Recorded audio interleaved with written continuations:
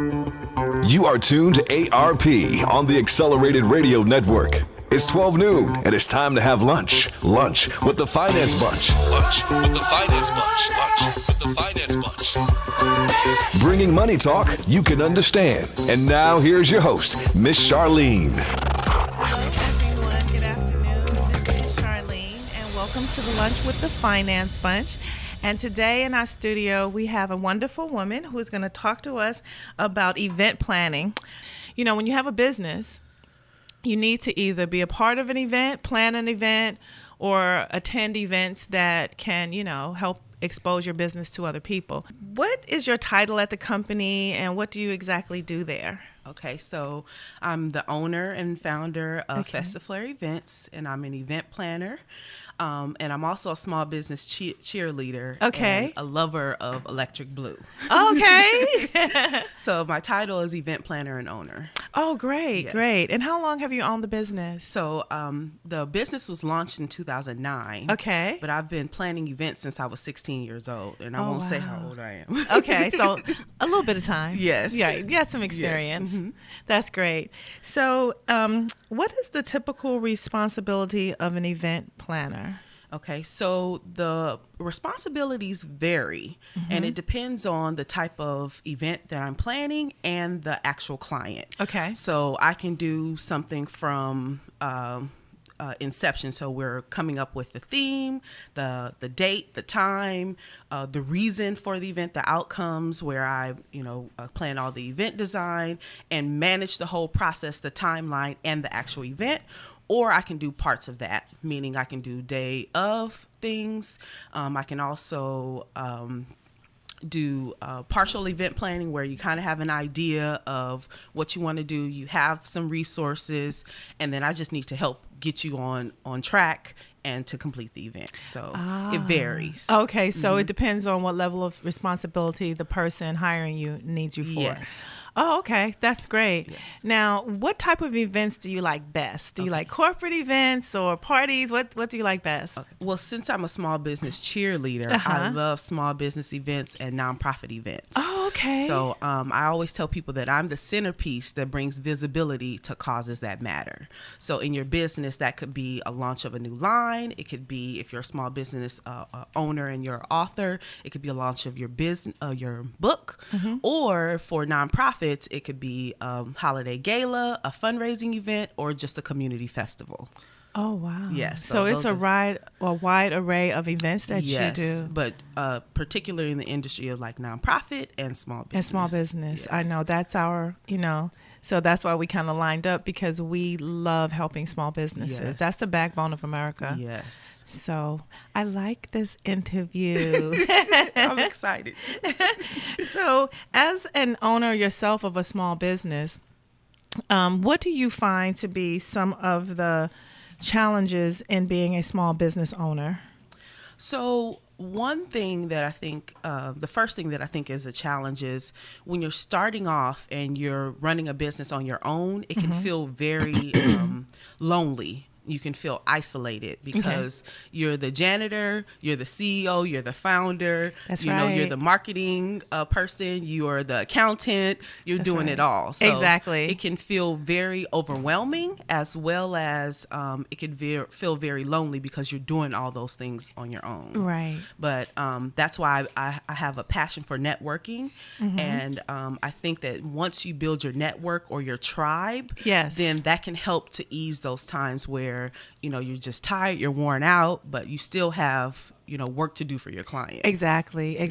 Yeah, I agree with that. I definitely agree with that. In your business, let's imagine I was a client. Okay. And I came into you and I had an event that I was going to do.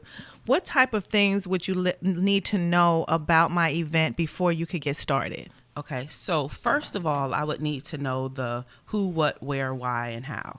So who's planning the event, or who are some of the other organizations that are involved? What are you celebrating, or what is the purpose of the event? When do you want to have it? And then why? So what is the objective? Right. And so that's the first thing that I need to find out, because it means, then I have to do a little research to find out if there are other events on the same day, or if it's even feasible. And I need to know your budget. Right. And then also, I always tell my clients there are 3 key components that you need with any event. Okay. So I'm going to pause because I want people to get out their pens so they can write this down. So when you're planning any event, there are 3 things that are important: time, money, and resources. Okay. And you need all 3. If you don't have one, you need to have a lot of the other 2. Okay. So if you don't have time and you're trying to plan something in 2 months, then you need to have a lot of resources and a chunk of money. Right. Because then you can put it together. If you don't have a large budget, then you need time so that you can take your time to plan out. You can partner with some different people, power partners. So Right. if you have a DJ that's in the family, or a photographer friend who's just starting out, then you can pull together those resources if you don't have the budget. That's very true. Yes. So those are the main components that I need to know with any new client. Whether or not, they know all of those things. Sometimes they don't, so I have to help them a little bit. But I need to know a little bit about the time frame, and then those 3 components: time, money, and resources. That's an excellent point that you bring up, because in planning an event, one of those things is usually left out. Time is usually the biggest factor. You can't wake up tomorrow and decide, oh, I think I'll get married in a month. Correct. You're like, okay, you can do this, but you're going to need the resources. You're going to need the resources and the money, and the venue yes, may not be available that you want. So you have to be open yes. to other options, right? Yes. Yeah. So I know for me, I love having parties, and I love having themes, and, inviting a lot of people to come out and enjoy themselves. And, but I also know that the time frame that's needed to do things like that, you may need to have a little bit more time. And so I'm sure you get that client who has the resources but doesn't have time. They just planned it and they want it done today. How do you handle that? So 'cause that's usually me. Yeah. So I start with the conversation so that we're clear that we can do this. Yes. I can make your dream come true, but we need to be clear about the resources and the money that it's going to take to do it. Right. So once I have that conversation and they're like, okay, whatever it is, let's do it. And then that's where I pull out my Swiss Army knife. Okay. So I have my team that I work with. I have vendors that I can call, and they know if I call and I say, all right, I need you now. Right. They know that it's something that they can just jump in, get started with, and then because I have that relationship with them, they know the quality of the event that we want to plan. Okay, so you work hand in hand with companies that do catering. Yes. And that may have the linens and Yes. all that you need. Yes. So flowers, florists. Yes. So florists, caterers, photographers, DJs. You need audio visual team because you might need microphones or a sound system, DJs.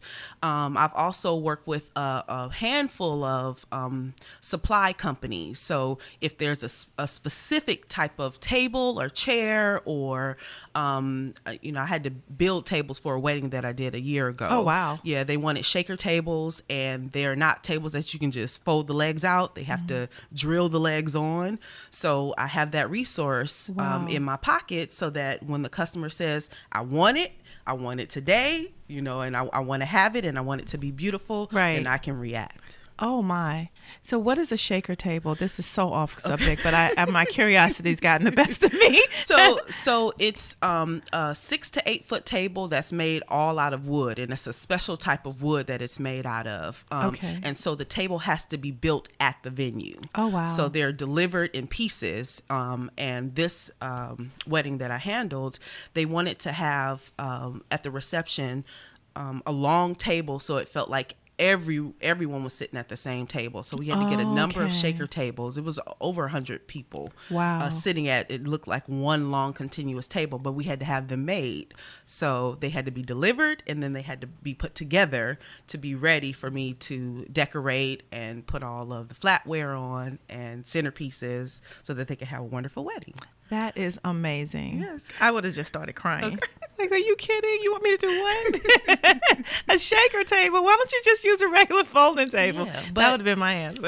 I have a passion for bringing people together, and I love when everyone's having a great time and connecting and really having that face-to-face, energy and connection and relationship. And so it brings my heart joy when I can help someone do that for their families, their friends, their clients, their vendors. And so when they say, this is what I need to do, then I get into action. I usually have ideas that just start popping up, and then I, sort those together and I jump into action.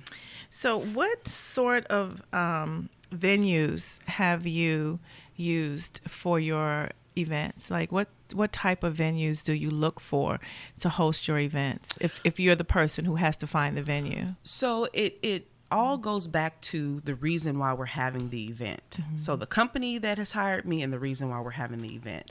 I'm not the type of event planner or event producer where I just only use one venue. So I'm not just always at hotels. Right. I'm very creative with making sure that I fulfill the wishes of my client. Okay. So I've done backyard weddings. I've done events at museums, galleries. I did a networking event because it was women networking with, and they were mothers. We did it at a dance studio. Oh, wow. So there's a wide range and wide variety of different venues, but I love to find small business owners who want to open their doors to other small businesses. And those are the ones that I usually make sure that I have a connection with, that I have their contact information, and I develop and nurture that relationship so that I can use their venue if I need to for a client. Right. Now, I know you mentioned that you really love helping small businesses. So how would you say that you create opportunities for small businesses to grow? How do you do that? So the first thing that I do is when they hire me to plan the event, we have our first meeting is to really delve into their business, why they opened the business, what their goals are, so that I can help them reach their goals. Okay. And some people like to have events just to have events, but because you're a small business, you have to be really smart in using those advertising dollars or promotion dollars or event dollars. And so what I do is find out their reason, their goals, and then I help them to achieve those. And sometimes it takes a little bit longer because we need to really make sure that we're focusing on the aspects of the business that they want to grow. So if it's growing their email list, then we need to focus on that.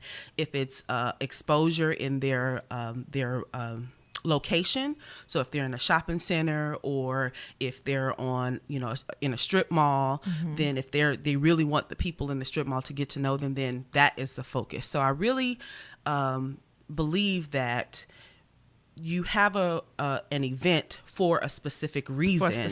And you have to figure that out for your business. So visibility, growing your email list, if it's to bring in some new revenue or make some new connections, expand your network.